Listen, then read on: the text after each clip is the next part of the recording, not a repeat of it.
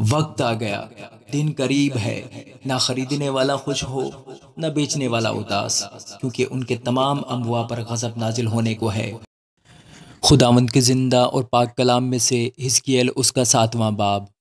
اور خداوند کا کلام مجھ پر نازل ہوا کہ اے آدم زاد، خداوند خدا اسرائیل کے ملک سے یوں فرماتا ہے کہ تمام ہوا،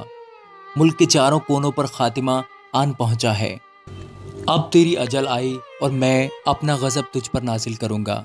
اور تیری روش کے مطابق تیری عدالت کروں گا، اور تیرے سب گھنونے کاموں کی سزا تجھ پر لاؤں گا۔ میری آنکھ تیری رعایت نہ کرے گی اور میں تجھ پر رحم نہ کروں گا، بلکہ میں تیری روش کے مطابق تجھے سزا دوں گا، اور تیرے گھنونے کاموں کے انجام تیرے درمیان ہوں گے، تاکہ تم جانو کہ میں خداوند ہوں۔ خداوند خدا یوں فرماتا ہے کہ ایک بلا یعنی بلائے عظیم دیکھ وہ آتی ہے، خاتمہ آیا، خاتمہ آیا، وہ تجھ پر آ پہنچا، دیکھ وہ آ پہنچا۔ اے زمین پر بسنے والے، تیری شامت آ گئی، وقت آ پہنچا،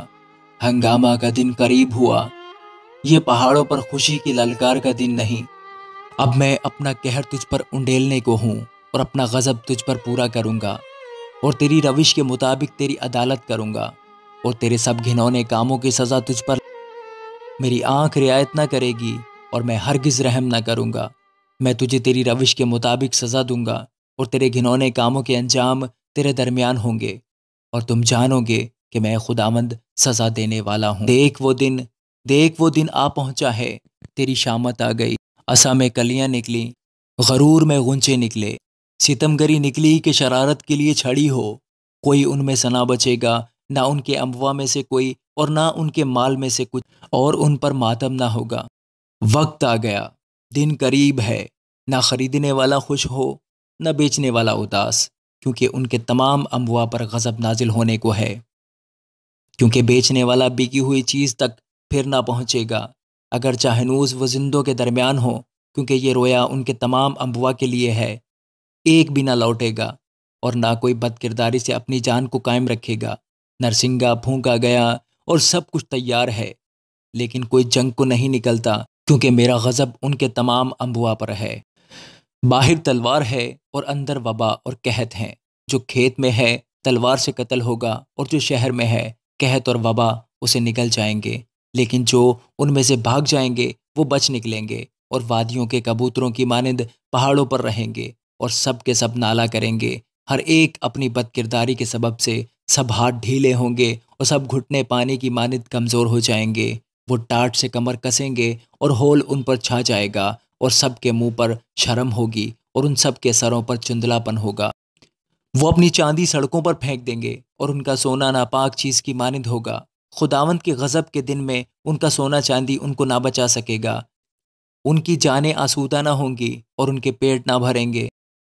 کیونکہ انہوں نے اسی سے ٹھوکر کھا کر بد کرداری کی تھی، اور ان کے خوبصورت زیور شوکت کے لیے تھے، پر انہوں نے ان سے اپنی نفرتی مورتیں اور مکروہ چیزیں بنائیں، اس لیے میں نے ان کے لیے ان کو ناپاک چیز کی مانند کر دیا، اور میں ان کو غنیمت کے لیے پردیسیوں کے ہاتھ میں اور لوٹ کے لیے زمین کے شریروں کے ہاتھ میں سونپ دوں گا، اور وہ ان کو ناپاک کریں گے، اور میں ان سے منہ پھیر لوں گا، اور وہ میرے خلوت خانہ کو ناپاک کریں گے، اس میں غارت گرائیں گے اور اسے ناپاک کریں گے۔ زنجیر بنا، کیونکہ ملک خون ریزی کی گناہوں سے پر ہے، اور شہر ظلم سے بھرا ہے۔ پس میں غیر قوموں میں سے بدترین کو لاؤں گا، اور وہ ان کے گھروں کے مالک ہوں گے، اور میں زبردستوں کا گھمنڈ مٹاؤں گا، اور ان کے مقدس مقام ناپاک کیے جائیں گے۔ ہلاکت آتی ہے اور وہ سلامتی کو ڈھونڈیں گے پر نہ پائیں گے، بلا پر بلا آئے گی اور افواہ پر افواہ ہوگی، تب وہ نبی سے رویا کی تلاش کریں گے، لیکن شریعت کاہن سے اور مصلحت بزرگوں سے جاتی رہے گی۔ بادشاہ ماتم کرے گا اور حاکم پر حیرت چھا جائے گی، اور ریت کے ہاتھ کانپیں گے۔ میں ان کی روش کے مطابق ان سے سلوک کروں گا، اور ان کے اعمال کے مطابق ان پر فتویٰ دوں گا، تاکہ وہ جانے کہ خداوند میں ہوں۔ آمین۔